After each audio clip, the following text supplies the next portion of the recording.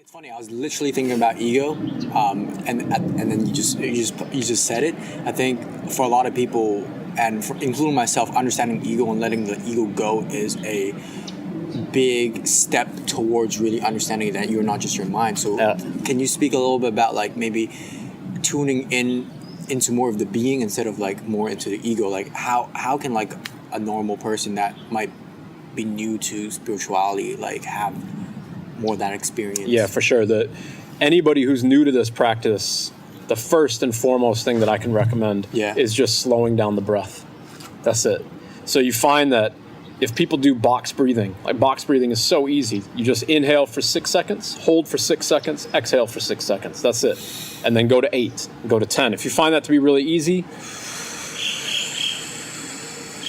all the way up for 8, hold, and then exhale. And eventually what you're going to find after only about 5 or 6 minutes is that the consciousness, the ego-driven consciousness starts to fade away, right? That's it. That's ego. That's the subtle disillusion of the ego. And what you're doing is then you're getting into more the parasympathetic, the subconscious, right? You're getting into that voice within. Like in the States, we always talk about like Jiminy Cricket, little tiny crickets from some Disney movie or whatever, but it's like the little cricket inside of us is trying to tell you what to do in a gentle way, in a positive way. It's the voice of the subconscious.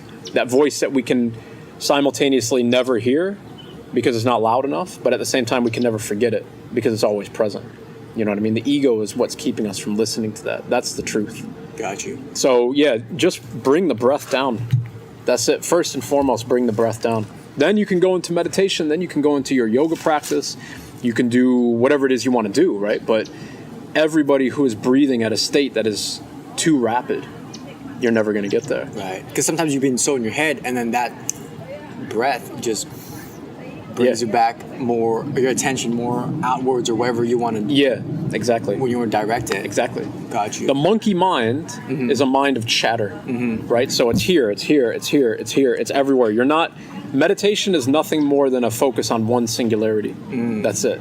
So like people who fly fish, right? The focus is on the cast. So it's meditative. It's no different than doing yoga. It's no different than breathing. It's no different than anything else. Because in that moment, their breathing is naturally slow. Their breathing is naturally rhythmic. They're not worried about what's going on at home. They're not worried about what's going on in the next state or where they're going to go for a vacation or whatever. They're worried about making that one thing correct. The same with meditation, same thing with the breath, right? So if you can do that, if you can bring the awareness to the breath and make it slow, then everything else falls away. Everything else falls away. And you're in that present. Yeah. And in that presence, then the subconscious flourishes, right? And that subconscious is nothing more than chi.